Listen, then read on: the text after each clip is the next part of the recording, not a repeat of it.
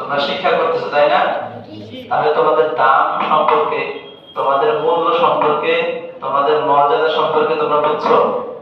খায়রুকুম মান তাআল্লামাল কুরআনা ওয়া আল্লামা। এই কথা কে বলেছেন? আল্লাহ পাক বলেছেন, তাই না?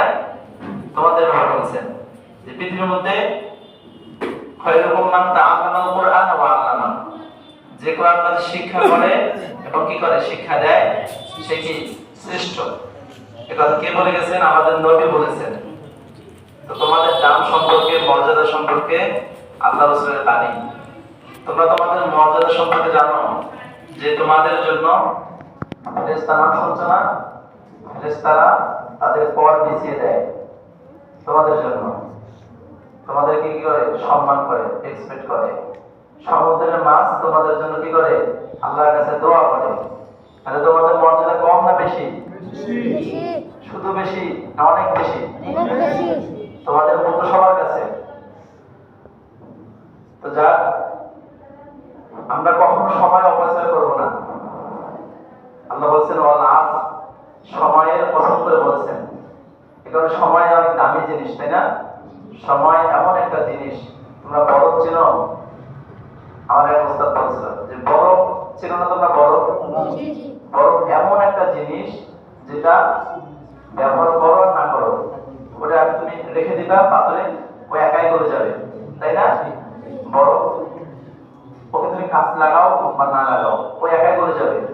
সময়টা এমন, সময় তুমি ভালো কাজে ব্যবহার করো, তুমি গল্প করো বা না করো, বা পড়ালেখা করো, বা ঘুমিয়ে থাকো, বা ঘোরাফেরা করো, বা মোবাইলে গেমস খেলো, সময় চলে যাবে।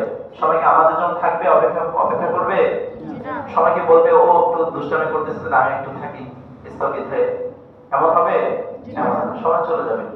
অতএব আমরা আমাদের সময়টাকে কি করব? কাজে লাগাবো। লাগাতে পারবো তো ইনশাআল্লাহ? অনেক সুন্দর হয়েছে তোমাদের, আমরা অনেক মুগ্ধ হয়েছি এখানে আসার পর। অনেক সুন্দর ভাবে অনেকেই সুন্দর মতো গজল বলছে। ওই যে ছোট বাচ্চারা গজল বললো না, মনটা ভরে গেছে গজল শুনে, অনেক সুন্দর লাগছে, হৃদয়টা ভরে গেছে।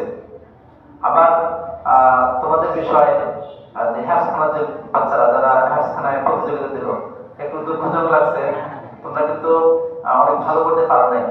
তো ইনশাল্লাহ সমস্যা নাই, সামনে চেষ্টা করবা তো? আজকে পারো নাই, সামনে পারার চেষ্টা করতে হবে না?